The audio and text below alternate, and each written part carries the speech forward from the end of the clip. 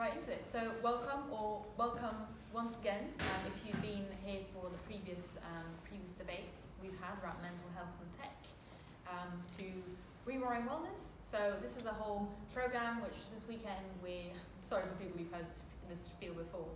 We're basically exploring the impact of technology on our health, and we're trying to flip the script of the way in which we traditionally talk about those relationships. So it's always about a negative impact, but how can we actually look at the positive impact? And what really interested me is that there were so many interesting perspectives that did relate to things like physical health, mental health, but what really got to me, really interested me, was health technology related to, as well as design related to personal care, sexuality, sexual health, and how we can kind of look at these conversations differently. And I think something that we can all agree on is that it's conversations that are sometimes a bit awkward to have, and that historically have had their set of taboos linked to them. So it's all about how we can kind of create new conversations around that. Hi. Hey. Hi. So what I'm going to do is I'm going to be very briefly introduce everyone. And before I do so, let me tell you that the toilets, you may have noticed, with our very subtle sign, are right down the corridor. Again, just kind of like something I've said from a previous debate, but we live in a society where sometimes we're fidgety, sometimes we want to move and walk around. Feel free to do so. We've got a room next door which is completely empty, nothing going on, so you can just chill out in there if you want to. And basically don't hesitate to pitch in at any point during the debate with your own questions, your own comments, that from what I've heard, many of you are specialists in health tech and sexual health within the audience. That's really exciting.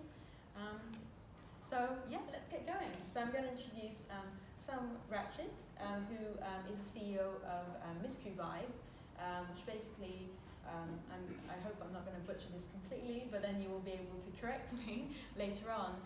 Essentially is produces sex toys that can help kind of enhance and educate about pleasure and relationships in kind of new, innovative, radical ways. So for me, it's kind of really reinventing sex toy in a way, and it's also possible to do so in a way that is connected and kind of related to digital tech with their app.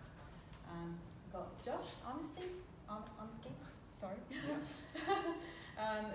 who's the founder of Troglo, which is an app which essentially tracks your sex habits. You can kind of create your own profile and then track your own experiences, and that allows you to gain insight into your personal data in terms of your own behaviors and things you can change to avoid your potential exposure to STIs, but also if you're having several adventures in the past few months, knowing who you could be able to contact in case you do contract an STI, and knowing maybe where the cause were without things becoming too awkward, or just maybe just to stop talking about things being awkward and just being more of a free conversation, really.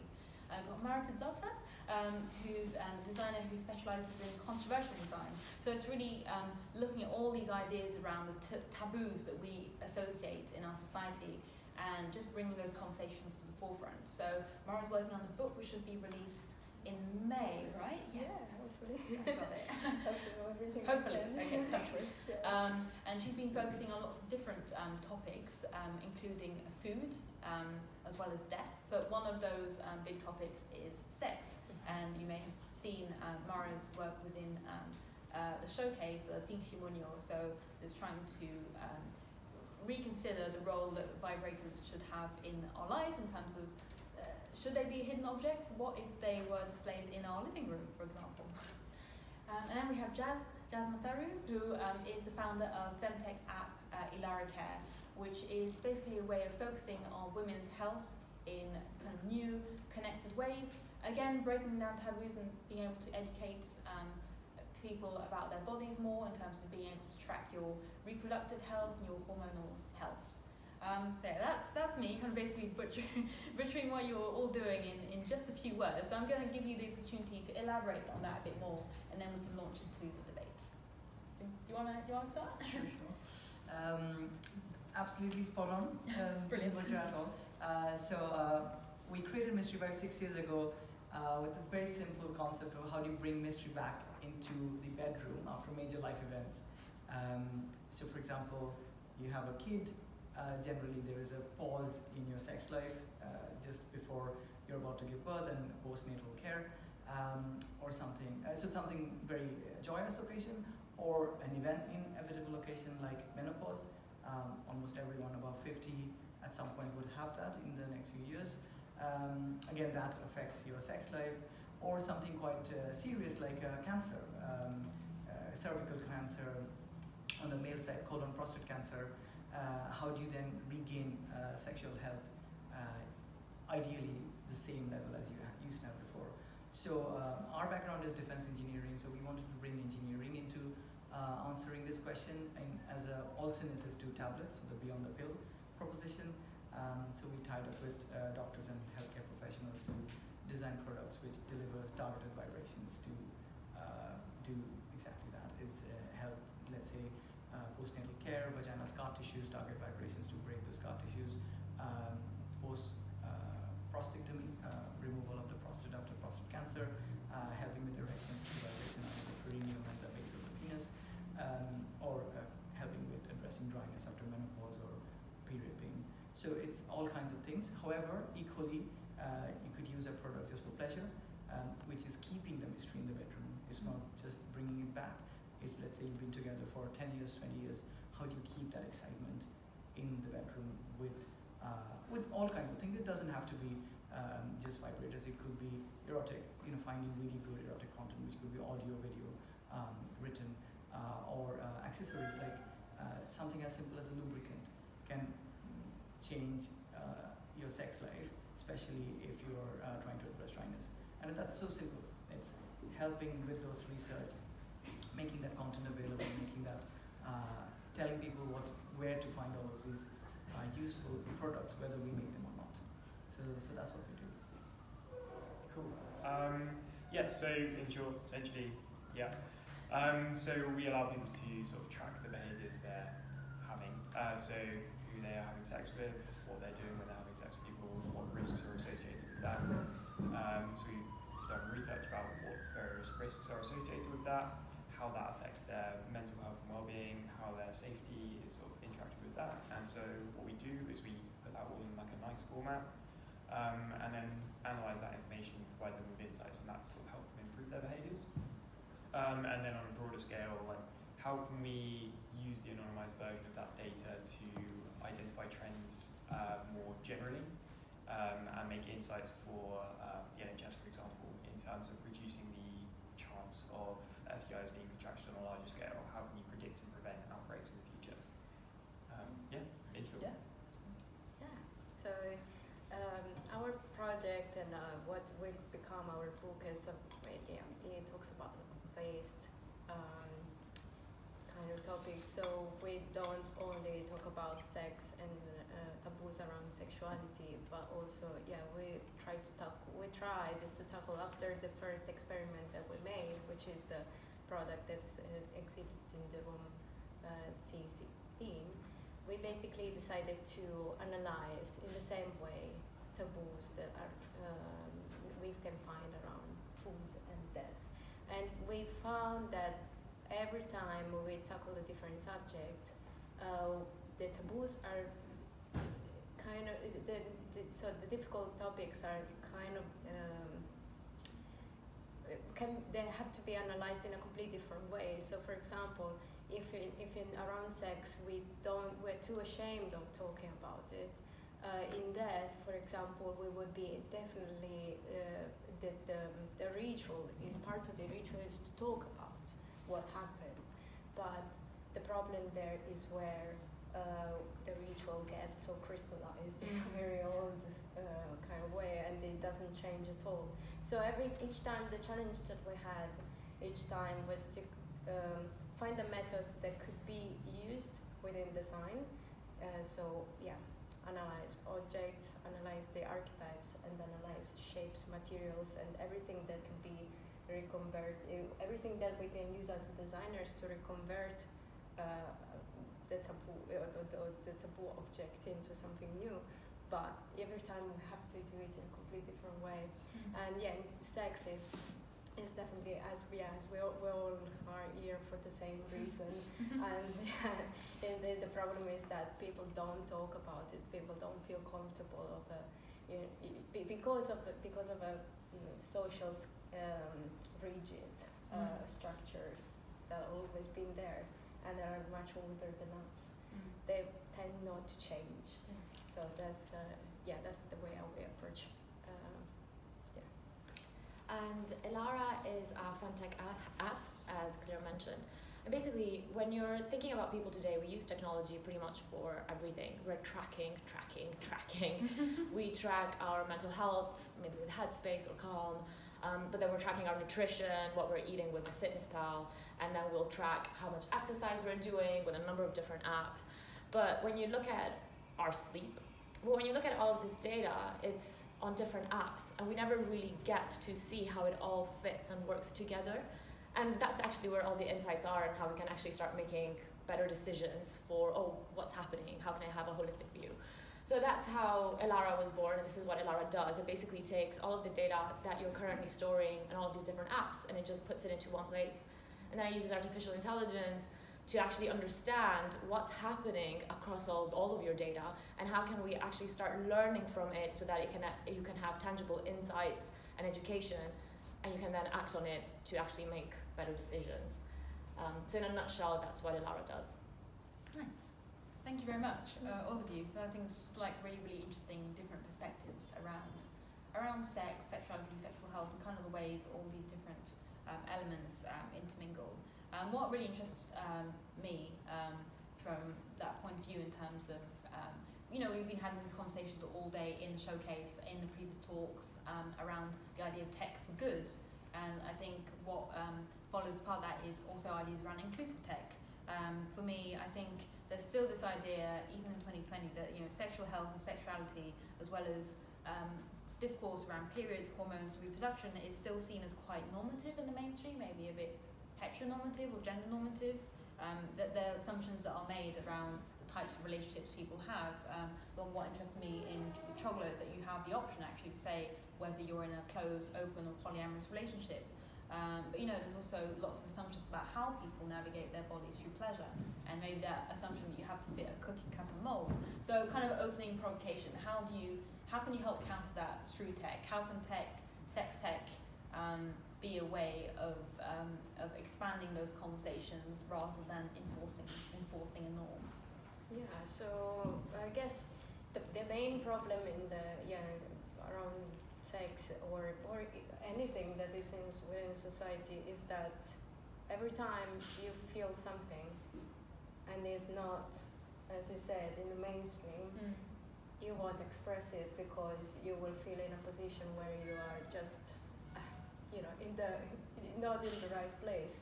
So definitely what I've seen, from new companies, they started having this approach of telling this is okay if you feel like this. This is this is happening. For example, I think about period problem and the period taboo.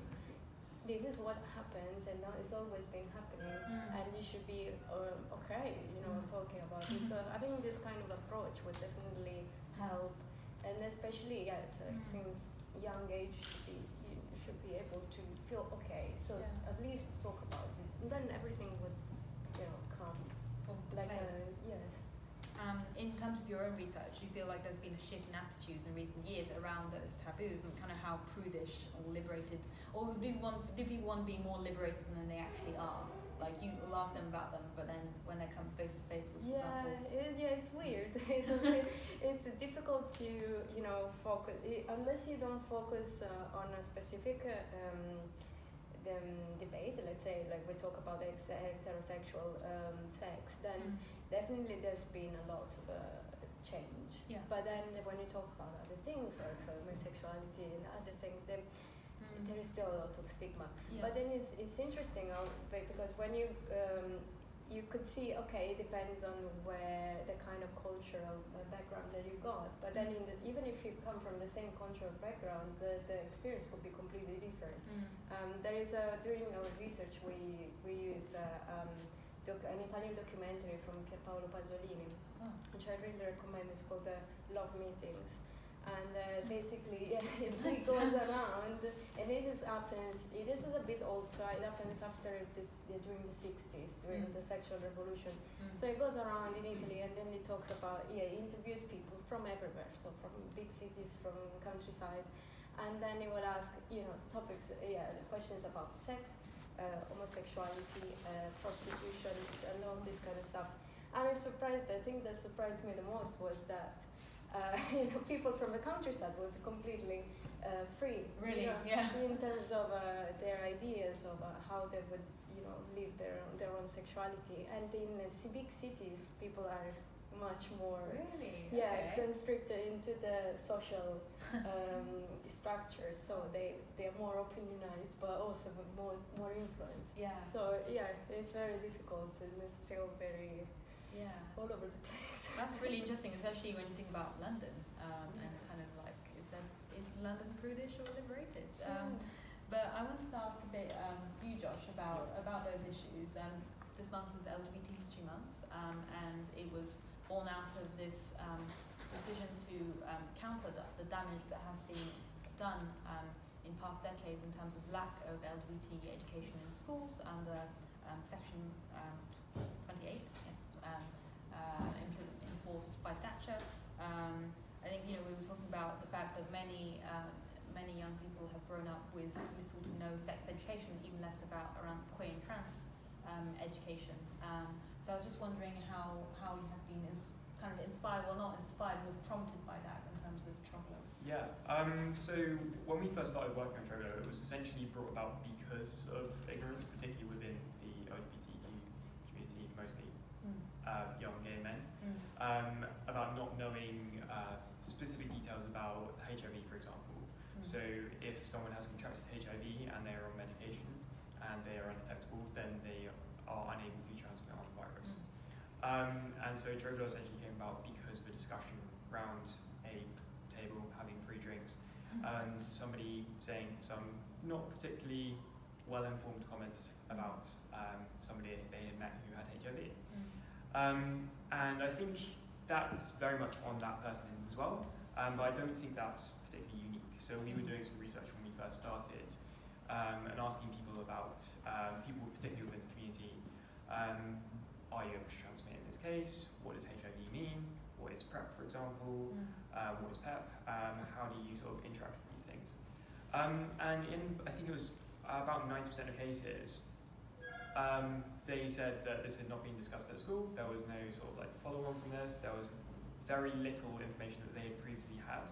And so the ones that were aware of it, it was due to the fact that they had been in contact with somebody who had educated them, or they had upset somebody who had then essentially told them off because, no, you're wrong about this, you're wrong about this, you're wrong about this. And so I think that's something that was one of the foundational points of why we began with Troglo, was that sort of lack of education in schools. Because obviously, particularly with the generation now that's in their late teens, early 20s, were the ones that went through school during that period. And they're the ones that are less informed about these sort of issues. So it's really good to have these sort of projects to sort of counteract that and sort of fix that issue that has sort of been left by Section 28. Yeah. Thanks. I think that's just kind of really interesting, and I remember at some point I did a complete mistake of, for example, on my end as a queer woman, equating HIV and AIDS issues and STI issues within the LGBTQI community to mainly gay and bi men, and you were right to correct me and saying, actually no,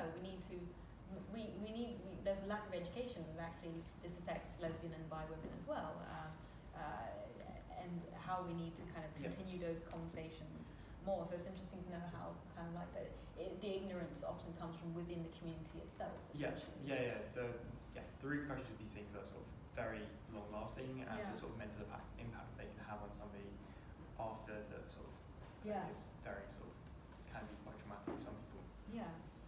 Do you want to explain really quickly what PrEP is, just in case somebody? Sorry. No, bit of a not at all. generalization because of mostly So essentially, PrEP is a pill that you can take once a day, which sort of prevents you from being able to. It's an antiviral drug, and it stops you from being able to take on HIV, so take up HIV, which is a drug that is not currently available on the NHS apart from in Scotland, which is essentially because the Daily Mail put it down as a party drug, because it was branded as a party drug, which is why the community has not really been allowed it, because why should the NHS pay for gay men to have a drug that would stop them contracting HIV when they can use a condom? I'd argue why do you need a pill if you can have a condom as well? But there's a whole sort of balancing act there, which is not a level playing field. So at the moment, it's likely that it will come soon, but that's mostly because it will become cheap for the NHS. So there's a whole mismatch here that's sort of being caused by the sort of lack of education in schools, that sort of cascading effect. Yeah, really interesting. And so I thought we could maybe talk about a little bit more about that in terms of mystery vibe.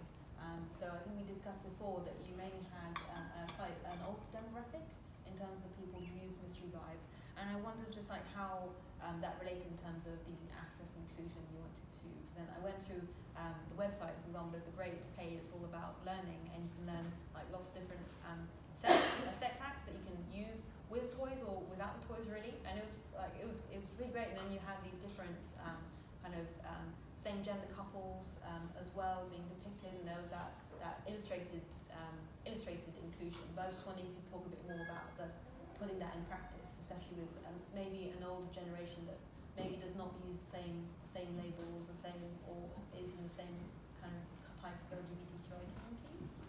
Yes, you're absolutely right. A lot of our audience is 40 plus, just because of where it starts to really impact them in terms of when they start to look for, I need to find something to bring that excitement back. Where I think it's beyond just the company, and it's more my upbringing back in India. If you look really far back into the historics, like what is famous as Kama Sutra, it's all fluid. So obviously the letters didn't exist back then, but even across different regions, like in Greece, men having sex with men was just a norm. Equally having sex with women. So I think if we present it in that way, which you'll see in the play, there is no skin color, like purple, blue people, so it kind of just takes it all away. And similarly, if you just have that fluidity where your orientation could evolve with age, or it might stay the same, and your perception of others' orientation could also evolve with age. So I think the fluidity bit makes life very easy, because then the love is love becomes really simple, and you don't have to put yourself in a bucket. You're like, oh, I am a lesbian, but I actually sometimes fancy a guy, but what does it mean? Then you don't really have to think like that. And the other thing what we find is in the older demographic, because the ones who come to us, they already have decided they're looking for a solution. They're very open about it, and they have gone through their internal struggles to get to a point like they have accepted who they are. By the time they say 50, 60, they're like, okay, this is who I am. So maybe it is counterintuitive. You'll think an old person will be very dogmatic, but actually they're generally quite open. So to answer your question, we've always tried to be very fluid. And a related point is something you were talking about earlier. The sexual pleasure doesn't have to just stay in the genitals. So one of the organizations we work with is called Sex and Spine. So they work entirely on recovering after any kind of spinal or back injury, and sometimes the vibrations need to sit at a place on the back to connect the nerve signals. So which would totally never come to anyone's mind, like how can you get arousal from something on your shoulder blade, but biologically that's how it works. So I think that made us think far beyond sexual objects for vaginas and penises. And I think it's really, really interesting how we're having this conversation at the moment where we're able to look at things in a way that's a lot more complex and a lot more fluid and ambiguous in terms of sexualities, as well as in terms of gender and genitals. Something as well as on Toggler app is that you can select a gender, female, male, non-binary, but that's not making an assumption about the genitals that you have. I think it's a really important conversation to have in general at the moment in terms of trans rights. So I wanted to talk to you a little bit, Jazz, about that. So essentially, you know, in terms of our definition of womanhood in 2020, so, you know, kind of like not all women have vaginas, whether they are cisgender women or, you know, or trans and had a hysterectomy. Sorry. You know, some trans men will have vaginas. This said, there's such an important feminist conversation to be had for a majority of women who do have vaginas in terms of access to the right information, in terms of period education, in terms of reproductive rights. I mean, you know, we're in a context, again, in 2020 where abortion and access to safe abortion and legal abortion is still an issue in many countries. You know, the London Vagina Museum opened last year in November, and it's showing in a way that is queer and trans inclusive, but also centering the gynecological anatomy. It's showing how we can do both. We can have a room for everybody's stories and everybody's kind of conversations without anybody feeling excluded. So I'm just wondering if that's something that was part of kind of Ilara Care's journey. I think you made a brilliant point when you say that the only way things are going to change is if we actually start talking about people's stories and we start humanizing them. But also it's like the individual stories. Yes. So the beautiful part about technology, at least in my opinion, is that we finally start to create personalized journeys. So for example, when someone signs up to Ilara, they, just like Trigolo, they actually get to choose how they want to refer to, or like what is their identity, and then that gets carried out throughout their experience on the app. And then in that way, then you can start talking their language, and if suddenly something feels like it's speaking to you, you're probably more likely to listen to it than instead of something completely generic that was put for someone else. I think also the beautiful part in here is that all of this information that is out there, but it's really difficult to find, because you go on Google and you're just going to get so much information, you don't even know if it's reliable. Now suddenly, if you're tailoring the experience for you, and we can actually serve you the right content at the right moment, now suddenly you're creating a lot more education around these topics, which was something I was really important to me when it started Ilara, was because it wasn't an app to begin with. It was supposed to be a period box, and the only reason for that was because when I got my first yeast infection, I had no idea what it was. I panicked. I thought I had an STI. I went to Tesco and I bought things, and it was so embarrassing. But it was, and my first urine infection landed me in hospital. It's like, it's that bad. And suddenly I was thinking, like, why don't I know about this? Like, why didn't someone tell me that this is completely normal when I was growing up, so that I could actually talk about it with my mom or talk about it with my friend? So yeah, just creating like a space where people feel safe to have the conversations, but also tailor them exactly to what they need. I feel like something that technology is giving us the opportunity to do now. Yeah, and it's really interesting. Thinking about the Vagina Museum, I was talking to them a little bit about their visitors, and sometimes it's single dads coming in to the space to learn more about, hey, like, you know, if my child's having their first periods, like how, like, help me, you know, how do I deal with that? That's amazing, because a while ago that probably couldn't have happened. You know, and the fact that now dads are looking at, I want to know more so that I can actually support my child. Exactly. It's a beautiful transformation. Yeah, no, I think so. It feels like from all your practices, it's as much about the, you know, app or device product about as an educational tool, as well as something that's fulfilling a specific purpose.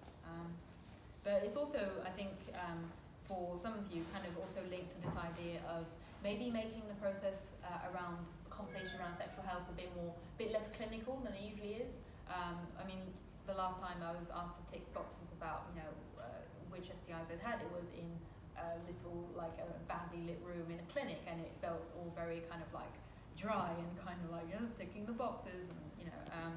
So I was just wondering, you know, maybe, no, this is more for you, Jazz, but also to a few in terms of maybe like how do we make these experiences of actually navigating sexual health more engaging. I mean, I was always fascinated by Troglo's use of emojis, and to be honest, maybe part of me as a program producer just really wanted to have an eggplant emoji in one of my things. But yeah, what can you tell me about the transition from dry box ticking to eggplant emoji? Yeah.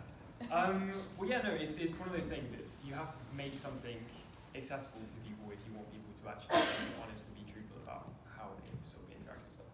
So yeah, exactly. Using emojis because that's how people text about, well, in theory, that's how people feel comfortable texting about things. So using an aubergine instead of a penis is much easier than having a little penis cartoon. It just makes it much easier for people to discuss things. And so that's the way in which we've decided to do things, because it's much less intimidating. Like if you can, yeah, I mean there are serious elements to these things, and if you're feeling worried about something, maybe you don't want to have to discuss it in that way. But in 99% of cases, it's just a case of opening up about something and being honest. And if you can make something friendly, people are more likely to be honest. Yeah. But yeah, it's the same sort of thing. It's like going into a clinic. When we were doing our market research, we found that so many people just found it very intimidating to go into an NHS clinic because it is essentially just a room locked onto the side of a hospital in many cases, where somebody sits you down and sort of makes you feel a bit bad about having had sex with 3 different people in the last 3 months, or however many people you've been having sex with, and people don't want to be honest in that situation, and so that leads to really poor information, and that in turn means that you're unlikely to get any proper benefits from that in terms of the NHS. So yeah, like if you can make it easy, if you can make it quick, and if you can make it accessible, then people are more likely to be friendly and sort of feel comfortable sharing information with you. Nice. So I was wondering what you were telling me that essentially, so the sex toys can be used in conjunction with an app, but that's not necessarily the focus. I mean, the focus is on pleasure and on different ways. It's not about necessarily the gimmick of having to use an app to control sex toys, but I was just wondering what the feedback was on people who have been using it, and whether you were trying to maybe adapt that technology to, as you mentioned, an older demographic who, I mean, again, this is an assumption on my part, may not necessarily be super familiar with that kind of tech.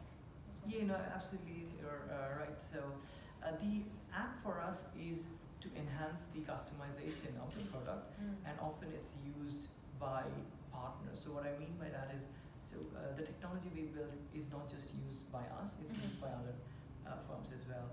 So we have a partner called Bean Care Labs in Atlanta, and they use our bendable vibration technology for back belts with heat and cold packs. And because the concept is the same, vibration, blood flow, pain relief. However, they use the app to control and set things. So often the app is used at a very granular level to control stuff. You're absolutely right. A lot of our customers who are in their 60s, 70s, they don't really care about the app. They just want a thing that you turn on, it works. Simple. So we actually then realized we need to add something else to the device to replace what the app does. So the app also acts as a remote control, which can be quite useful. So we are now making just a plastic simple remote control that we can include in the product, which makes life even easier for them. So we're saying, you know what, you don't care about downloading an app and installing a Bluetooth connection, forget about it, here's an app, and the remote control just works, you don't have to do anything, just press a button. So it's getting feedback and understanding what can make the experience seamless. Because obviously I'm very deep tech, so I love lots of hardware. So my vision of sex tech is tech you can't see anymore. So for example, one of our devices is to help create an erection, and it's quite a big device. It has 6 motors to deliver vibrations various places. What I would ideally love to create is like a graphene condom, which simply has all the electronics and everything inbuilt, because graphene can be miniaturized quite well, and then you just wear a condom like you would any other condom, and it does the job. And then this tech is obviously a lot more complex, but it's so good that you never even think about it. So that's my personal view on sex tech, where it becomes sexual health and the word tech disappears. And a related point in terms of usability is Often we create tech, especially if you have PhD founders, which is me, which is over-engineered, and it's a criticism of myself. So for example, when we first started, we had induction charging, and this is back in 2014, and we were like, oh, induction charging is going to take off, everybody's going to use it. So will you just remind us quickly what that is? It's just wireless charging, so Okay, you cool. replace like most phones nowadays have it, but even then, people don't use it. Apple had this major project to introduce induction charging, and even with all their money and time, they gave up. So induction charging never really took off, and we are not significant enough to control the whole world's minds on induction charging. So then we actually downgraded our technology for the subsequent products to USB. Induction has lots of advantages like waterproof, etc. However, our still customer support question number one is how do I charge this thing? So often, especially companies run by tech people, think, oh, we're going to put this amazing tech and it's going to be the best product in the world. And then, a few years later, they're like, oh, we really need to focus on the customer and the customer experience. And the tech doesn't necessarily have to be the cutting edge, bleeding edge. So yeah, it's we've gone through all of these iterations, like buttons. How do you make a button better than lights? It's like basic things that really impact people's usability. Like if you have, fingers are not stable, and you need big clickety buttons, which don't look as pretty as as buttons embedded within silicon and really smooth.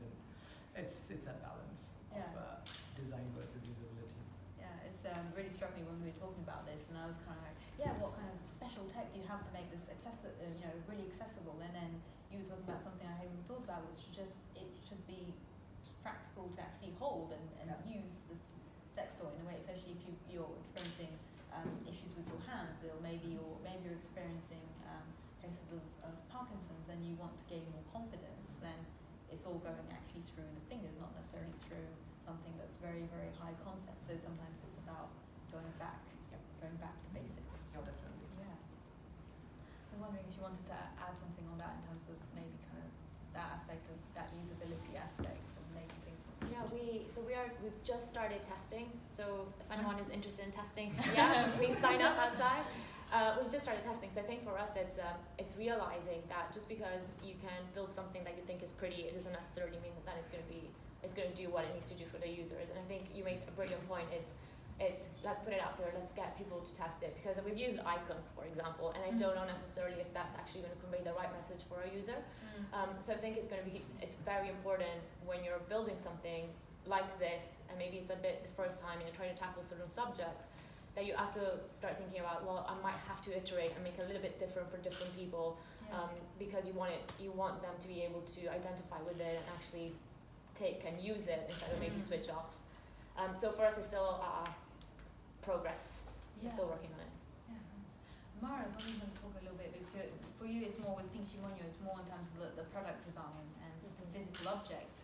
But I was wondering if you talk a bit more about kind of like the inspiration, but also how people have been physically reacting to it. It's a nice question, and I have a very good story behind it. Nice. So the first time when we exhibited the product itself, it was for the first time. It was during the design week in Milan in 2017. So we showcased the product exactly like we did on the table, like surrounded by other cups and kitchenware. Nice. And basically, we didn't put any sign on it. So there was a little sign, but it was a bit hidden. So because we basically wanted to make a little social experiment.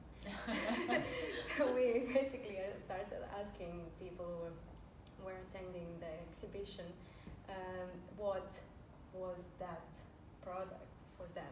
So what do you see in it? Because the shape is quite ambiguous, and it's been made on purpose. So we use different materials. So we used marble as a base that is much more related to kitchenware, or like the shapes are white and they're sculpture-like.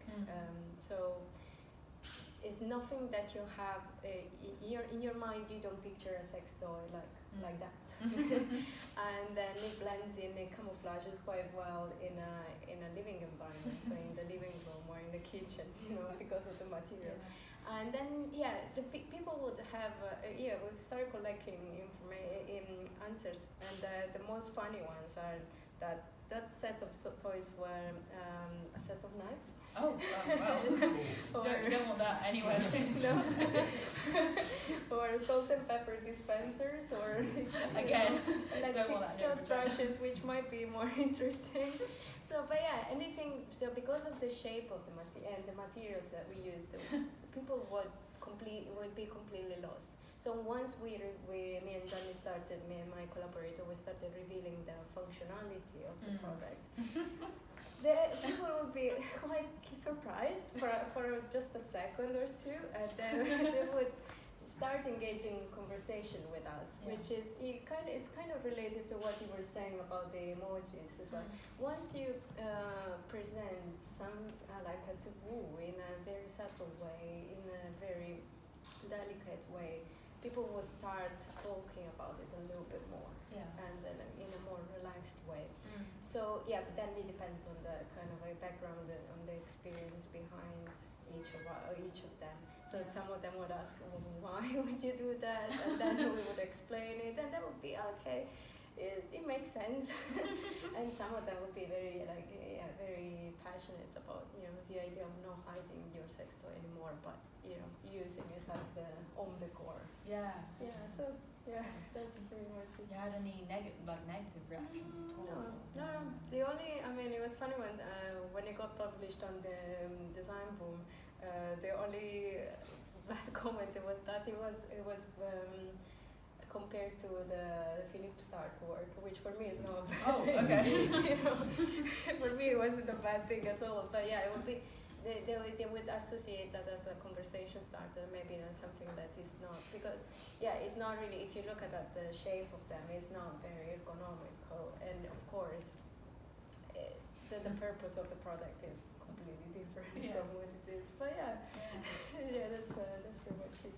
Very interesting. I come from Paris, and there's a time a few years ago where an artist whose name obviously has escaped me right now and will return after the debate, erected, which is a good word to use right now, a giant green Christmas tree in the centre of Place de la Concorde, which obviously was actually a giant inflatable anal plug, which also and it was very, very interesting because it launched lots and lots of debates, and especially kind of associate France as being sexually liberated country for some reason, but then it actually launched lots and lots of very, very prudish reactions in terms of suddenly having that out in the open, and something that usually should be hidden. So it's kind of interesting to look at it from that perspective. Yeah, it brings all sorts of reactions. It's very interesting.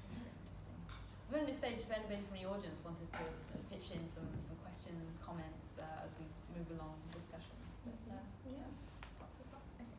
I think we mentioned the NHS at some point, and this is a recurring theme because we did in the last debate as well. And I wanted to circle back on that a little bit, because what we were mentioning in the last debate is that these conversations shouldn't really be separate from each other, really. We need our public health services, just as we need companies and different innovation and different resources from people who can actually elevate this importance of different individual stories rather than the kind of general data around sexual health. But I was just wondering if you had any opinion, thoughts to share about links about sexual health and the way it's been kind of access or lack of access to it in the NHS. I think at the moment it's kind of terrible. I think the NHS at the moment is completely unsuitable for dealing with the issues regarding sexual health, well-being, sexual identity. I think the geographical disparities across the UK are kind of unacceptable. So I grew up in Somerset, and so there it was the case of 10-minute drive to get to a clinic if you wanted to go, at which point it's this stroke building with a little old lady at the desk who sends you to a doctor who doesn't really know what they're doing. They're just doing their sexual health rotation. Don't really care. Like they will make assumptions that they shouldn't make. They'll assume you're straight they'll assume you're doing something wrong if you have multiple partners. And those sort of things make people uncomfortable. And I think the fact that you can come to London and you have places like Dean Street, 56 Dean Street, where you have the best sexual health care in the world, it seems entirely unfair that within the same system you have these entirely different levels when everyone in the UK is paying for the same thing essentially.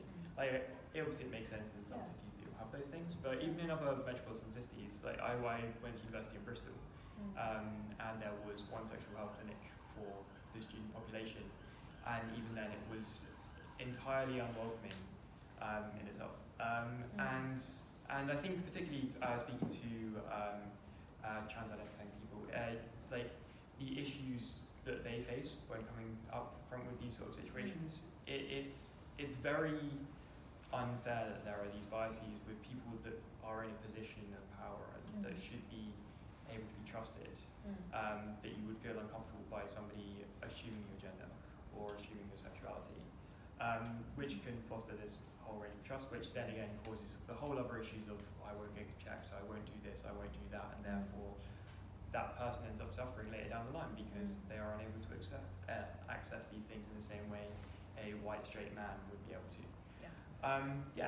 It's one of those things where I think because the NHS is run by slightly older people who are less in touch with these things, then it makes it difficult for them to understand that.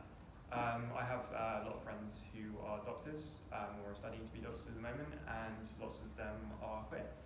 And they are making developments, so they will have a little rainbow NHS badge to make someone feel more comfortable.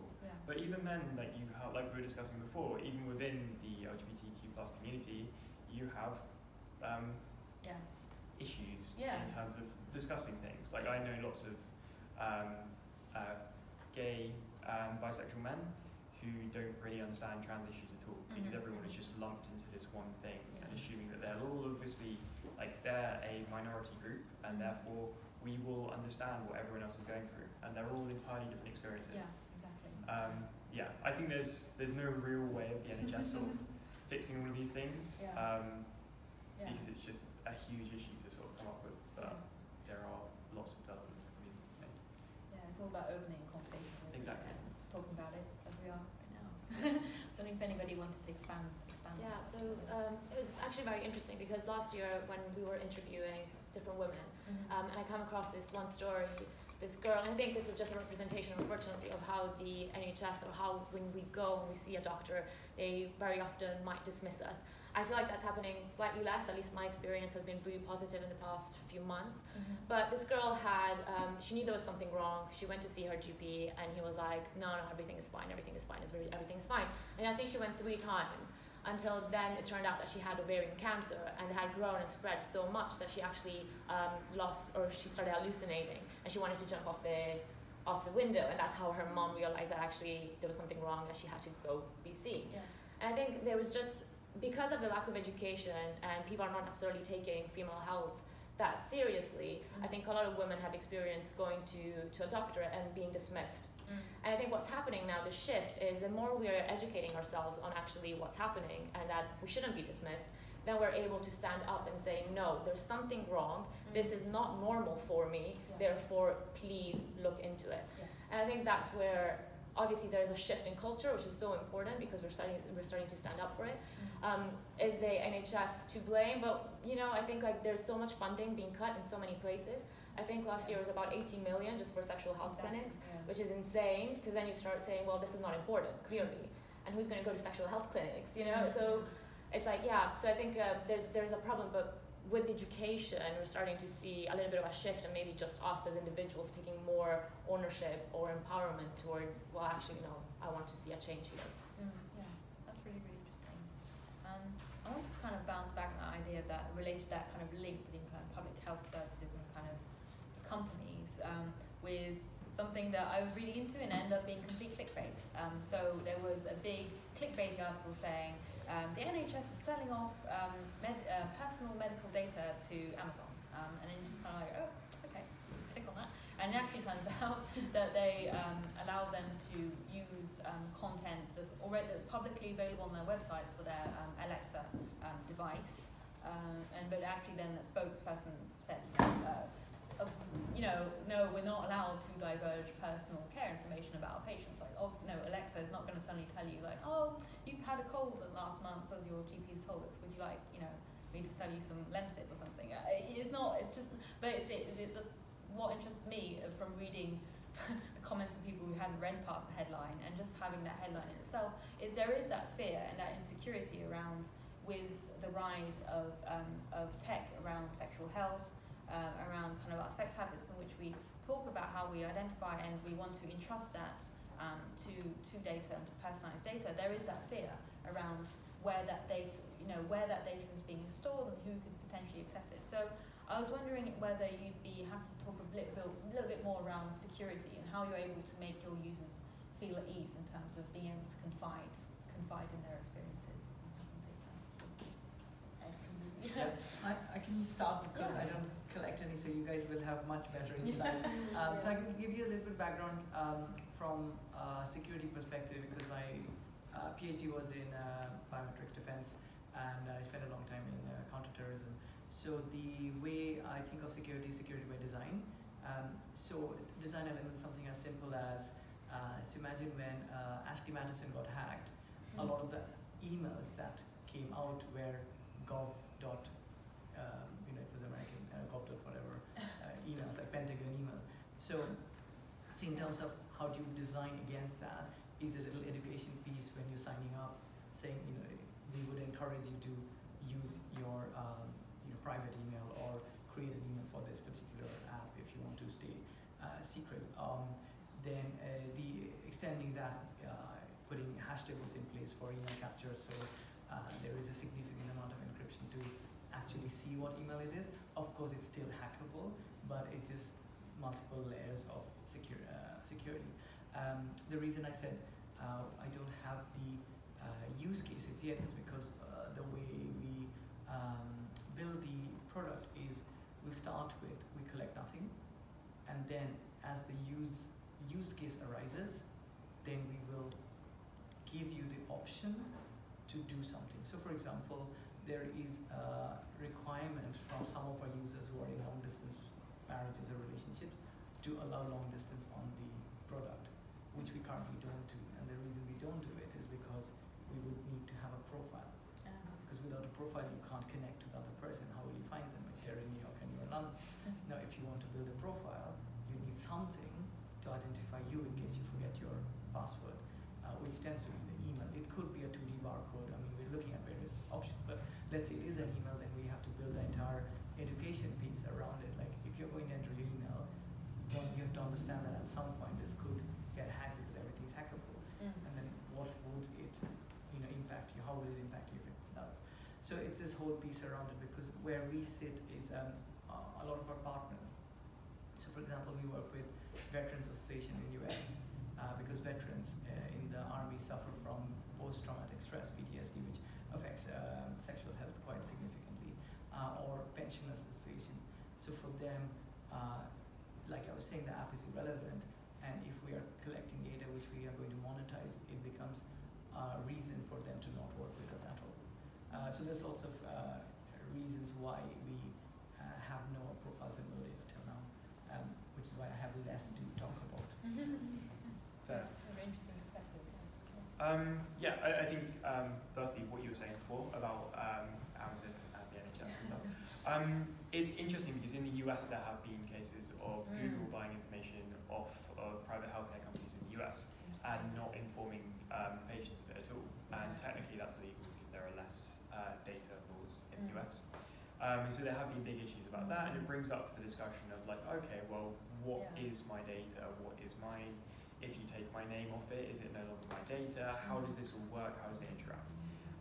So us personally, what we do is we sort of isolate the two separate things. So you have your profile in terms of like, so your email address and and keep that as minimal as possible. And then we have the activities and things that you've done entirely separately. So, for example, James's interaction with is entirely separate from whoever that owns the profile. So there is no way of sort of linking those back together without more clearance that most people working on the project have. So we try and keep that as isolated as possible. But yeah, it is important in terms of when we're doing it. So for example, another thing that we do as well is because you need to think about the identity of the other people who are involved in the chain of events. So when you are inputting an activity, we ask people to use a identifying feature. So for example, the blonde guy from heaven or wherever it is. Exactly. Rather than saying it was Simon Armitage, because we think it's important to sort of give people some security in terms of thinking like, okay, cool. If the worst were to happen, then what's the worst case scenario? In theory, it's like, okay, well, it's all sexual liberating, so why should anyone be worried? But then also, like, I completely understand that some people can feel uncomfortable with that sort of information. So we use as little of it as possible, collect as little as possible for what we want to do, and we keep it as secure as possible. Yeah, because I mean, it's not only about your own feelings about sexual liberation, it can also be in terms of location. For example, if you're going to a country where there have been cases of people's, so for example, social media information being looked through to kind of show that they are gay, and then people being able to take action against them as a consequence of that, as laws in those countries. Then that becomes something that's not so much about personal issues, but also kind of larger political issues as well. Yeah, which falls back into the whole sort of Grindr being used in Russia, for example, or how other apps are used in Singapore. Like, because these countries have big anti-gay issues, then it's sort of like, okay, well, the conversation stops here, which means that Russia has a very high HIV transmission rate, as does Singapore, and that's because of that lack of conversation. So it all falls back around to like, you need to facilitate a conversation to prevent the issues from happening, and when you stop it, it shows it. It makes it significantly less. So, yeah, and actually we approach it exactly the same way.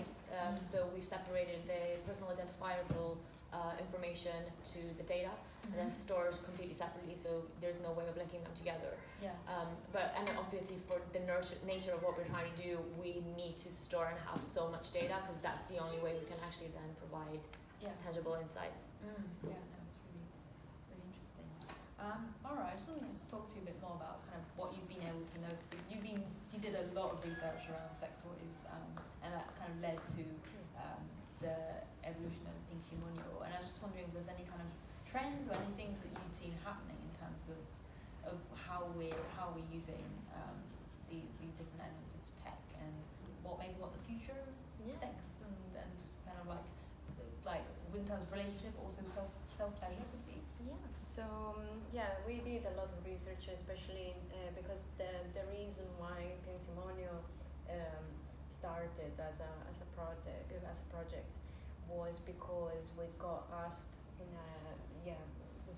from a client to develop a sex toy that was trying to recreate the most let's say a sort of human experience, a real experience. So we looked up online, and as also the mystery is doing, there is so much that is out there. So we felt quite that we couldn't really bring anything innovative into the market, or in just for this client. So we kind of reported that, and we didn't continue with the product. But then we started asking ourselves how we can tackle the subject in a way that is completely detached from technology. So instead of going and analyze, trying to bring the technology to create an amazing experience, how we started analyzing how we can relate to the object itself. What's the relationship that we have? Is it just for self-pressure, or do we want to involve a little bit what you're doing, like to bring the whole experience and then build everything around it. Yeah. So I guess the trend is going towards that direction, not just what causes the pleasure, so the product itself, but what is the relationship between the object and the couple or the group of people that are going to use it. So that's much more interesting, and I think this is the center of the situation at the moment. Yeah. Also I've noticed a lot of camouflage or objects, so a lot of wearable toys. Okay. So this is something that I think is growing quite a lot. So the fact that you can wear it every day. So like the case of there is a project from a few years ago called Crave Vesper, and it's a necklace that you can wear. It's like it's a vibrator that is this big and this very slim and looks like a normal necklace, and you can bring it with you everywhere. So just in case, it's a sort of a camouflage, but not. So it uses the same concept of pinsimonio. So you basically make it beautiful, and then you can bring it with you all the time, but you're also proud to wear it. Or there is another project, there's a set of 4 rings, it's called Menage à Quatre, and you basically, you wear rings and then, so place them everywhere. So I guess, I mean, from our point of view, probably from we could see the trend is going towards that direction. That's really interesting. What you were saying about technology had me thinking about that link between digital technology and sex, which, I mean, we've got to say is like porn, like lots of porn. There's a song, from a parody song from ages ago, which is like the internet is for porn, which, I mean, but there's obviously positive aspects around that in terms of liberating conversations around sex and how you can use sex toys. But there's also, I guess, lots of negative aspects in terms of then you kind of start merging fantasy and reality. And so it really interested me when you said about having a human-centered experience again, maybe one that's trying to move away from very, very over-exaggerated women's bodies, men's bodies. I was wondering if you had anything to say to that about whether, in terms of your educational aims as well, you've seen people being really affected by porn. I mean, there was a statistic somewhere that was saying that children as young as 12 were just able to access porn on their smartphones, and how without kind of veering on the other direction in terms of over prudishness, because how does that kind of affect the conversation as well? It does affect. I mean, I never saw it as a bad thing, but maybe it's my personal view. But the most interesting part is how pornography represents sex. So that's the problem. Probably that's the thing we could work on. Definitely. So the fact that like there are specific patterns that directors use in terms of pornography. That's a bit of a scenario that we could change, definitely. So instead of having young generations that instead of being worried of a young generation that can access pornography, it would be more interesting to use it as a tool to educate in a healthy way. Yeah, and for example, about the fact you don't always have to like finish with a kind of like Hollywood happy ending of like an orgasm. Or it doesn't have to be an orgasm that looks like something out of a horror film. It's so spectacular. We've all seen. I'm going to assume that most of us have seen porn and know how ridiculous it is. But we're also kind of talking about that in queer communities in terms of like that cult of like the body, and I think in terms of gay and bi men maybe feeling pressure in terms of like for example, I think a lot of the discourse around fitness and like the macho man emerged from HIV and AIDS conversations about wanting to look healthy, and maybe how that affects things as well.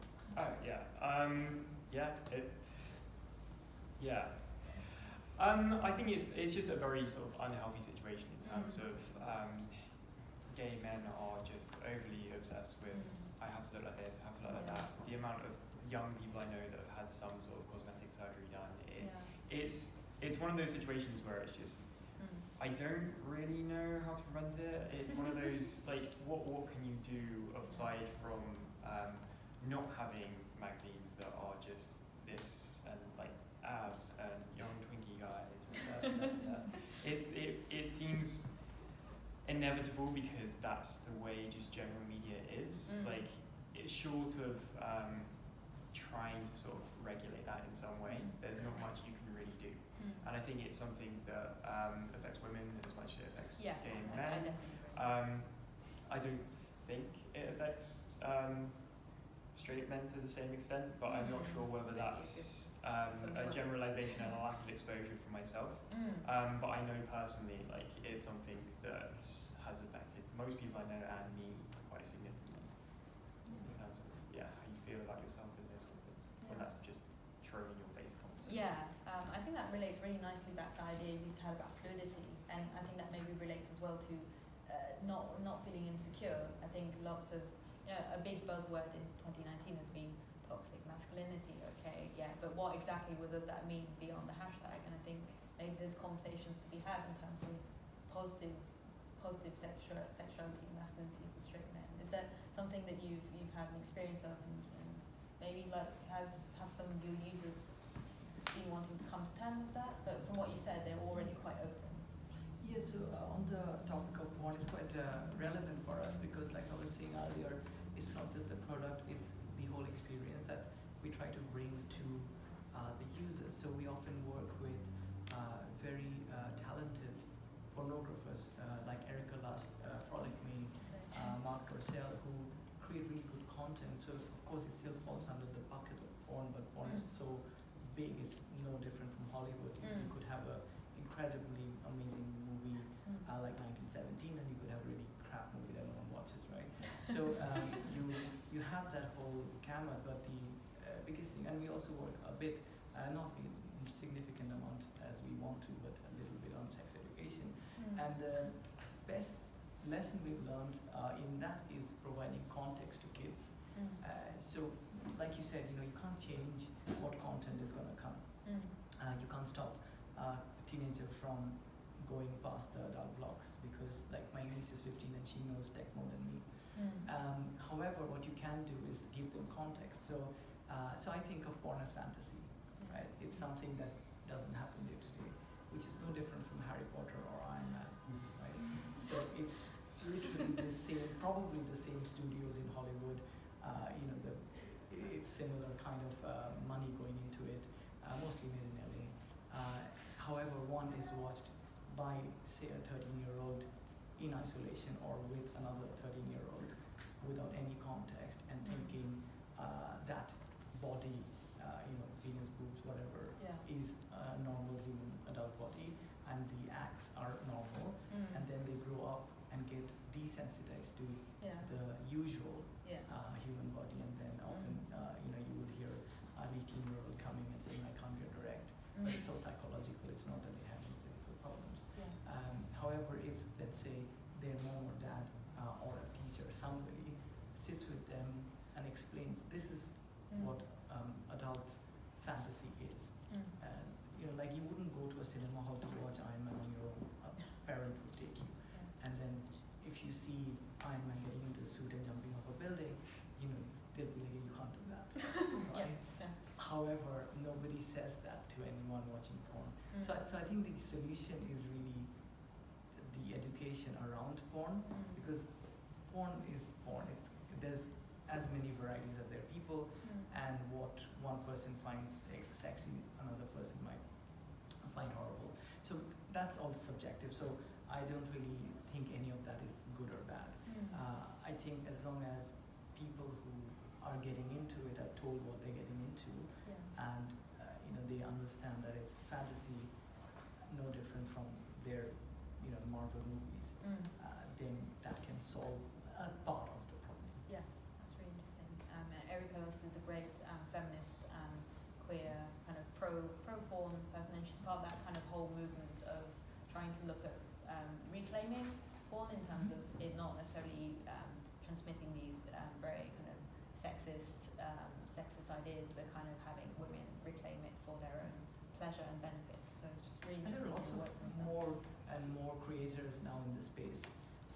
Like there's Cindy Gallup, Make Love Not Porn in New York, Frolic Me's in Canada, Dorsal in France, Hegri in US.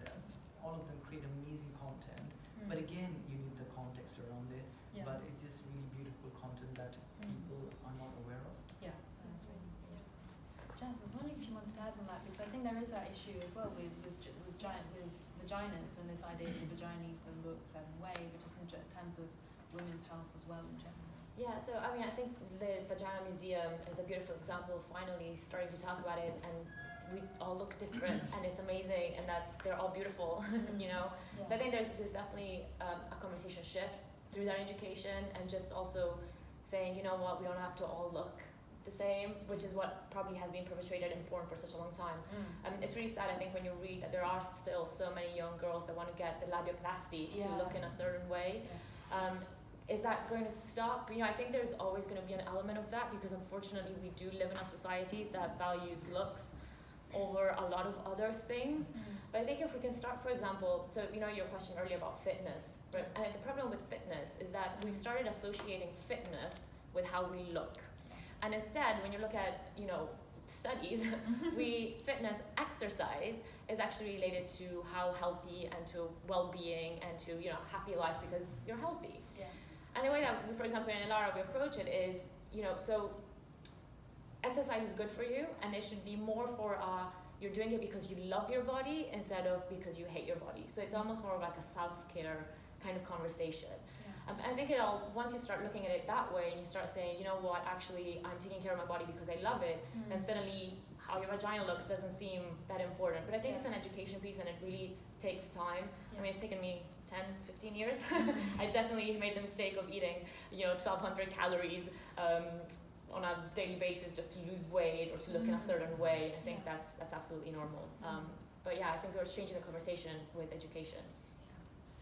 What really interests me around all these projects, what we've been talking about, is that so before this there was a debate around mental health and technology, but really these issues are not separated. I think inherently, you know, we're talking about mental well-being linked to sexual tech and personal care, and it just seems actually inherent to much of this. So I was wondering if you wanted to kind of expand on that. We've had some experiments, but not clinical trials. That's very important clarification. So there is a very common thing is antidepressants lead to loss of libido, and it is really prevalent. Now it's kind of a vicious cycle where loss of libido from antidepressants mean you don't do something about your sex life often, but conversely, orgasms lead to hormones that help you get over depression. Right, so it's kind of a circle where it's really difficult to get into break out of it. So you're depressed and you take medicines which make you lose your sexual feelings. However, if you could have an orgasm and get back into it, that would get you out of depression in many cases. So, and the reason I emphasize we have it on clinical trials is because we want to, and we want to make sure that we can evidence it. Because if we can evidence it clinically, and this goes back to your early question, is how do you get sexual topics to become acceptable in the mainstream? Like, you know, how do you get past the barrier that some people don't want to talk about it? Is often it's data and endorsements, and endorsements I mean healthcare professionals. So if we have genuine research which says mental health can benefit from sexual health, and there is a really good cycle, then it can, one, be published and people read it, but more importantly, it can be prescribed, and that's when I think it moves the needle in this relation. Yeah, interesting. Yeah, I mean, in terms of mental well-being, there's lots of stuff that we're trying to sort of inbuild in with it, because I think what we found through talking to some of our users is that the way in which somebody meets somebody to have sex can have a big impact on like their mental well-being post having sex. So for example, using hookup apps, meeting, cruising, however they that can lead to a lot of the afterglow satisfaction, I guess is the way of looking at it a little bit. So for example, what we do, or what we're going to be doing, rolling out soon, is essentially people will input their activity and say how they feel after it at the moment. And then sort of a follow-up afterwards. And the idea of that is essentially that then we can relay that back to them when we're giving them insights and feedback a couple of weeks down the line. So the idea there is you can say to somebody, you enjoyed, you found your activities 30% less satisfactory than you did the month before, but your meeting of people through Grindr or Tinder went up by 60%. Do you think these two things are correlated? And so the idea there is that you can sort of tie these two things together and enable somebody to sort of empower somebody to sort of connect those things and sort of act on that themselves.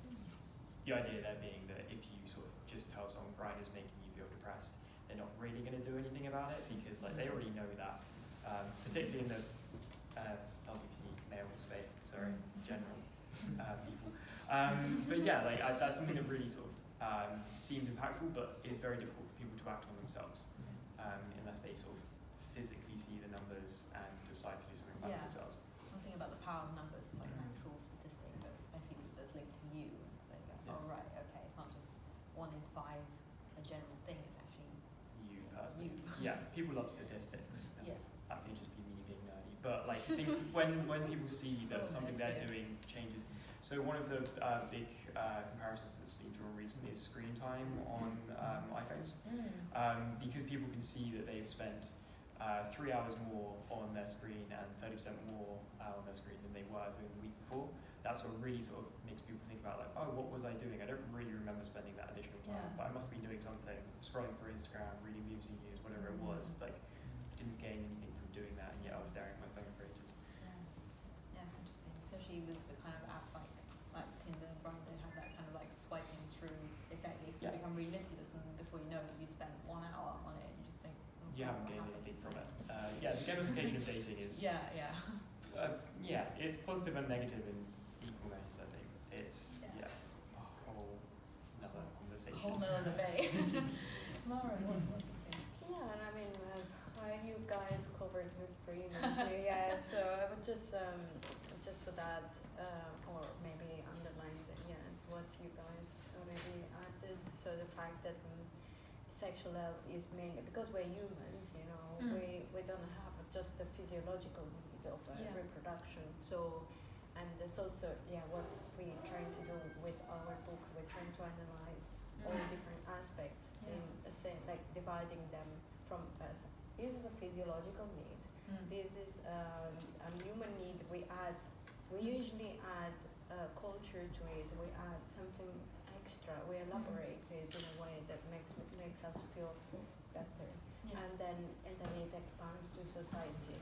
So I guess definitely sexual health is something that is more is of course it is a physiological need, but it has a big connection with your mind.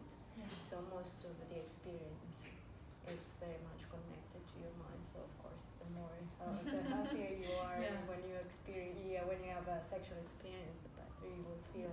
So that's what I can say. Just I know the mental well-being is actually is detailed. Yeah, it's part of it, definitely. But I think like we've said this throughout the talk today. It's like the more we destigmatize topics, the more we talk about them, the more they become open. It will naturally have a positive effect on mental health, because now suddenly people are not scared to talk about something when something is happening, for example, or they don't feel ashamed anymore just because they like who they like or they want to do what they want to do, and suddenly becomes an open and accepted conversation. And I think technology is playing such a huge role in it. And yes, there is the ugly, and I'm sure it's being covered. But I'm quite excited to see where this goes. Yeah. Yes, perfect. Do you find there's an argument, especially for both of you, about opening up your data and making it more, either selling it or making it open source data for things like, say you've got the cuts and gun clinics across the country, you've got the cuts and funding, you've also got, opposed to that, the rise in companies like SH24, which provide like kits bespoke to individuals. Yeah. So you can have all your STD stuff sent to you, do it yourself. You've taken away a lot of steps, and you've also got the online systems for like if you just talk to someone, it's all there at the same time. Do you not think that there's, because we've got this terror around the data we're sharing, and this like sensitive thing, oh god, someone's going to take my date of birth. Do you not think that there's an I think argument the problem that's happened is that so many people have misused it. So if even if you look at Flow, which was that period tracking app, they started using the data of their users to then sell to them on Facebook. It's completely unethical and it's not right. I think you make a really good point when you say, could we be using this for good? Yeah, possibly, but at first you need to gain the trust of your user, and then they need to know that yes, what you're doing is actually benefiting them. And I think we just aren't there yet, just because of everything that's happened. So for us right now, doing something like that would be completely out of the question. Would we consider it in 2-3 years, depending on how things go? It would be a conversation that we have with our users, I think, and see how they feel about it first. So when I sit here, I've actually thought about it so much, because initially for me it was, well, could we deliver, exactly as you said, STI tests to people, so that, because when I was talking about the yeast infection dilemma, and I thought it was an STI, I actually never went to a sexual health clinic, which is stupid, right? And you think, like, why? Like, you think there might be something, why don't you just go? And all of that then started creating, well, could we deliver things at home so that I don't need to go through this, and people just have it there? But again, I think if it's done in a way that it's putting the user's privacy first and they are okay with it, then I don't know, I think we haven't quite cracked it yet, but just because of everything that's happened, for us as an organization, we don't feel comfortable doing that. Were you asking what's the benefit of doing it if you have these services outside of it, or? No, it's more the argument for, like you were saying, you collect data, but you separate the data and the names. Yeah. Do you not think that there's a danger in doing that separation, because by separating the name and the data on the person, you've lost that ability to, like, say someone's having too much sex and they're damaging themselves, or you can then target them for, like, I don't know, therapist, or like an STD clinic, or like someone to talk to. So there's an interesting point. So when I say that we're separating the name from the data, that person still has access to their data, and we can still give that person insights on that data. We just can't. So for example, we can't directly get to that person. The two things are separated. So for the data that we have, we can collect that and say, oh, well, maybe you should go for an STI test because it's been about 3 months since you've reached the threshold of what we think is like a high enough risk to suggest that you should go, or every month or every 2 months or however long. So the idea there is essentially we can give you insights on that information, but we're not going to say, Jacob, you need to do da da da da da. Like it's so we don't want to be able to like target you on Facebook. We want to be able to give you insights and give you information to sort of empower you to do what you want to do within the app, rather than sort of having those things and sort of using it in the real world outside. Do you think there's a kind of defending a bad thing, but there's a loss to not either open sourcing or selling that data to companies like the NHS or like. So on that, so we do want to have a look at sort of the big data side of that.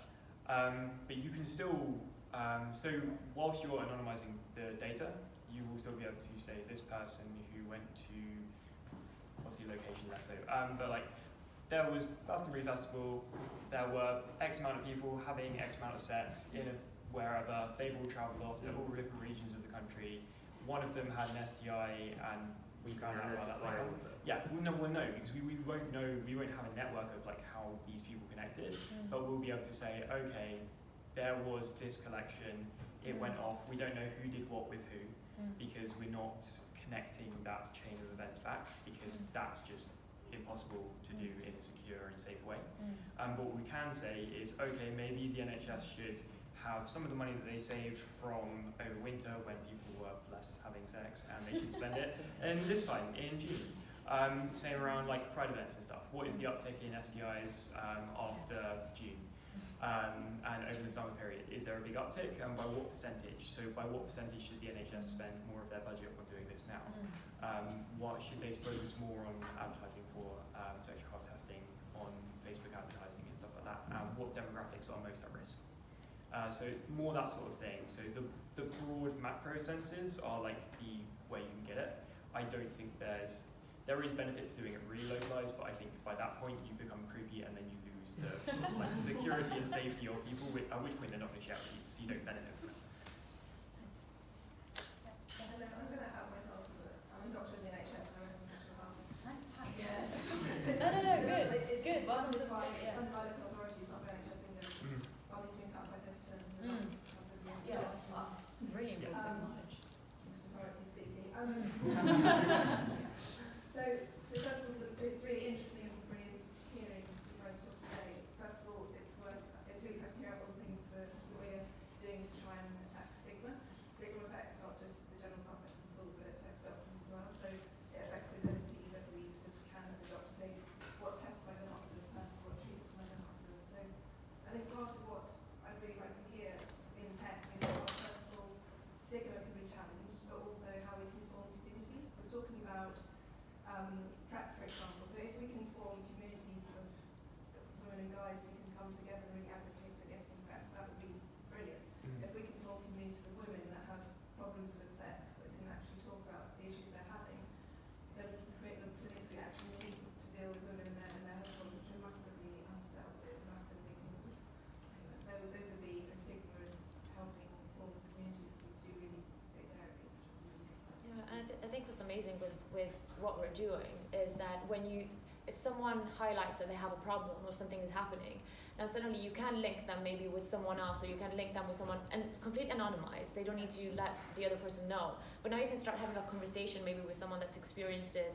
So now you don't feel that alone anymore, but also you realize, hey, it's normal, it's okay. I think you make a beautiful point, and that's something that we haven't implemented yet, but it's something that we definitely should consider, because it would add so much to that user. Suddenly it's not just my data, it's not just what I'm doing, but hey, I can have a conversation if I have to have a conversation in a safe environment. And I think that conversation can enable women to actually seek help. Absolutely. Lots of times it's just been one-off conversation that they've had, and I think if we can try and get more women to have this conversation. Yeah. Absolutely.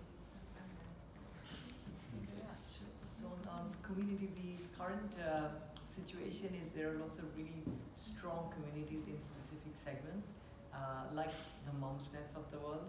So there is, for example, the chilled menopause, where a lot of menopause women talk about, and very openly, very freely, they can ask lots of questions. And there is Peanut, which is people trying to get pregnant or have just had a baby. So there are really strong communities, but in niches. One of the things we're working on is building, and it's very simple in terms of execution, a Facebook group, because for us, most of our audience, the 40, 50, 60, 70 sits on Facebook. So like it already exists, rather than trying to build something commercial to monetize. It's like Facebook group, can we make something which, instead of us running as a brand, we get experts, whether they're psychosexual therapists, doctors, midwives, just experts to be admins. So we're literally just putting it together and create some kind of reward for the admins. It's not financial, but some kind of reward for them to support people. And that's it. It's a really simple concept. There is a platform, it exists, all the people are on it. Just get the experts, and then people can ask questions. We still don't think they will ask everything, because they might not feel comfortable, even if it will be a closed group, they might not feel comfortable, but at least it will be more generic than having to sign up to many, many different forums. But strong communities do exist, but they're very niche. Like, for example, I don't think anyone here knows about the chill menopause, just because you wouldn't have thought of menopause affecting you yet. Also on that. So PrEP is one of those things that I think there does need to be more open discussion about, and I think sexual health more generally. So one of the things that we were looking at is how do people find out information about sexual health, sexual well-being, sexual safety, and like the most trusted source for most people is through friendship groups, like chatting to a friend, you find out about this, someone's on PrEP, but then you have the whole issue of Chinese whispers. And so essentially, how do you sort of like tie in sort of an educated forum for this, but also within the trust of a friendship group? And so that's kind of like what we're sort of interested in doing. So for example, with PrEP, if the sort of information that we sort of gain from people when they're sort of filling out a profile and when they're sort of adding information. So if somebody's not using a condom, for example, then we would make the suggestion of, okay, have you heard about PrEP? And then we can put them in contact with I Want PrEP Now and bits and pieces like that. So, and then we can give them the information to sort of follow on with that. And adherence reminders, just if we can put this into what you're doing, adherence reminders will be getting to remind the guys to take their PrEP every day. Yeah. Even the star equivalent of or something. Well, so that's another thing as well. So another thing that we're really interested in as well, with the fact that lots of people at the moment can't afford PrEP. And so how can you make PrEP more affordable? How can you do it? And so there are things like that. So one idea that we're sort of playing around with at the moment is how can you make event-based PrEP something that is more accessible to people? So by looking at when they have activities, when they're most likely to do things, how you can preempt that. So the 24. So for anyone that doesn't know, event-based PrEP is essentially you take 2 pills and you double dose, and then you can have the same effect rather than having it on a daily dose type thing.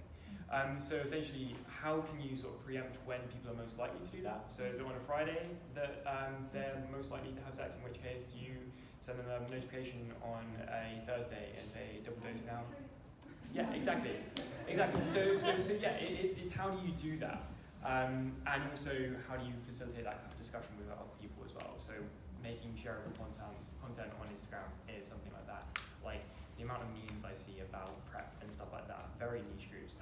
But yeah, like bits and pieces like that. How can you make stuff so it's shareable and interesting and sort of engaging for people, but also informative and not just like, okay, well that's not how that works and that's completely wrong and has so many issues with it.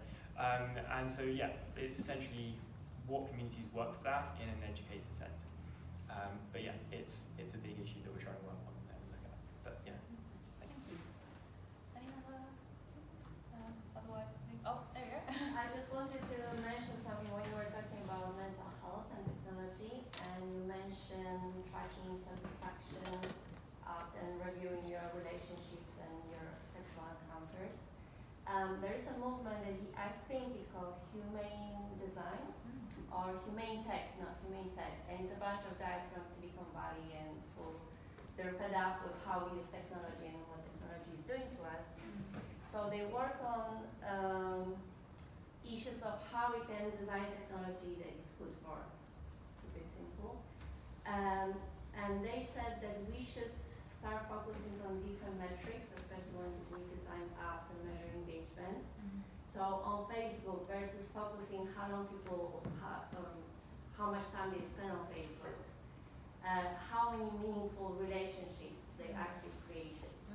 And I think this is a very good focus to have in your type of technology and apps, where you can start measuring how many people actually created meaningful relationships, or not even meaningful, but how much satisfaction they started creating. Or in your case, how many women took up a sport or an activity. Exactly. Can you see that is the data portraying the story of things getting better instead of staying the same or getting worse? No, yeah, absolutely. Yeah, no, thank you very much for sharing. I think that's, good. Yeah. Thank you very much, everyone. I just wanted to make a comment, I don't know if it's useful or anything, but I'm quite struck at how we're viewing like design and politics as one thing, and I think we really need to be very mindful of what is design and what is the role of design, and what is the role of politics, and what are we talking about in terms of what should actually be discussed in the political forum, design is politics, how politics is design, but what we really mustn't do is try and take on all of the problems that politics have by trying to solve it in design. Like if there's something that needs to be done there, surely it needs to be split of campaigns and activism and that kind of thing, and just being mindful of these two things coexisting at once, because I was quite struck by some of the comments about the NHS as well, like, and she's gone but the thing about the underfunding and in an ideal world some of these services would probably be provided by the NHS, or if it was properly funded. I'm sure they would love to be doing a lot of these things, so we kind of have to be aware that it's taking the strain off the NHS, and it's the NHS is a massive organisation, and it reflects society as well. So this point about not feeling comfortable, that's not NHS's fault. It's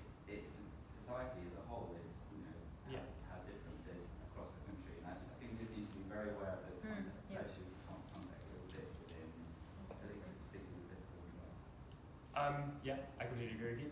And the best form of Trello is essentially no Trello. It's like the best form of it is that it isn't needed. Like that's the point you want to get to. Well, I think it's definitely still adding a lot.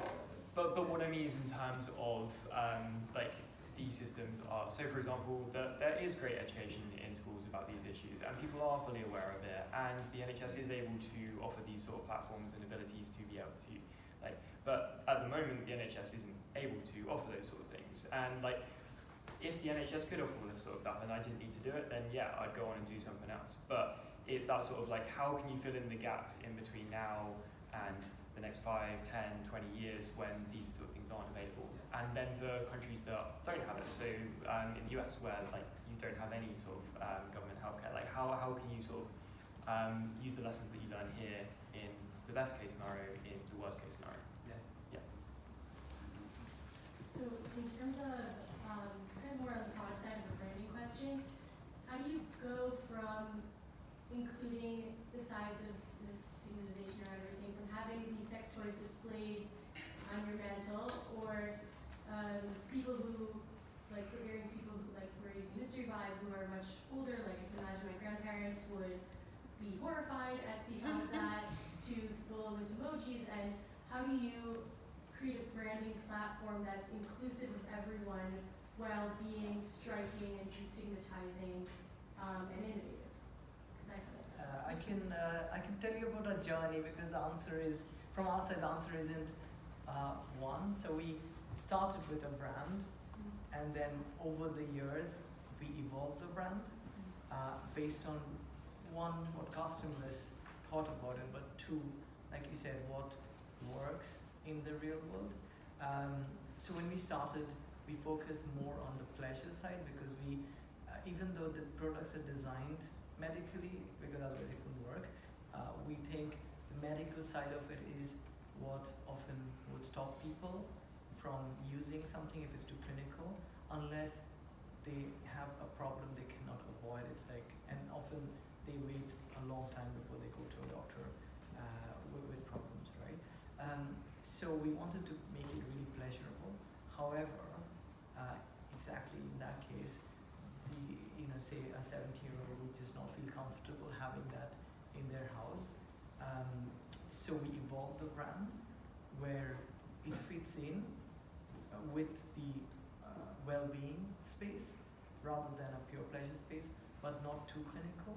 So it sits in the middle, and to work around the barrier of how do you introduce a sexual thing, whatever it is, whether it's app or hardware or content, into a non-sexual environment of someone who's never used any of these products before, which is actually a lot of people, because we all live in a niche. The majority have not had a sex app or a sex product or a sex content like most people. And that goes back to the endorsement and backing from the health community, for us at least. If let's say, I can give you a real example, someone who had hysterectomy after menopause, probably in the late 60s, waited 5 years to see a doctor. Doctor recommended the vibrator to help her have arousal again, and she contacted us saying, it works.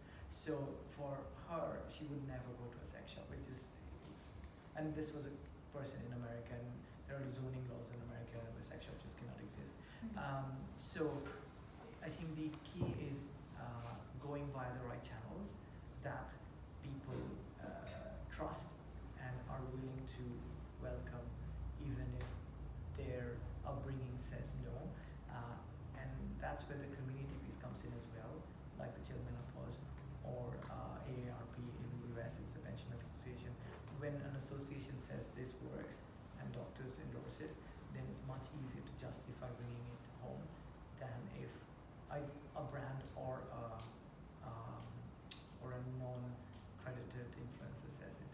So in that case, the brand becomes almost irrelevant, the healthcare professional place. So you could literally be a white box, but if your doctor says buy it, you buy it. So it's two challenges. Yeah, I mean, I guess the way I view it is you're not gonna like be acceptable to everyone, and it's kind of redundant trying to be, because then you're of no use to anyone. So yeah, this version of Troglo, using emojis, using that, is not going to appeal to anyone who is over the age of 30, realistically, and even then, you're probably stretching the boundary. Like, I feel it's also the way in which we do things at the moment within the platform. It's also mainly focused towards gay and bisexual men. I don't think that the platform that we have at the moment is going to be applicable to straight men or women, and it's not that it can't be. Like, we still have all the functionality in it at the moment for it to be useful for them, but it's not supposed to be, because at the moment we're dealing with a team of young gay men, and so that's the market we know, and so we're going to learn what we can from that, and then when we expand out, it'll be a case of, okay, cool, well now what can we do for lesbian women? What can we do for straight men and straight women? Like, how can we match what we're doing with Troglo, and how can we build another platform that works for those groups? Like, just there's not much point in appealing to everyone. That's nice way to end. Can't please all. Can't please I everyone. think we're running a little bit over time, but in the we'll give big round of applause to everybody.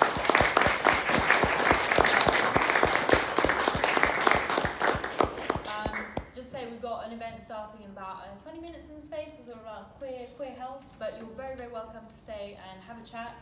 And as people have to go, I'll lead you outside. And yeah, thank you very much for coming.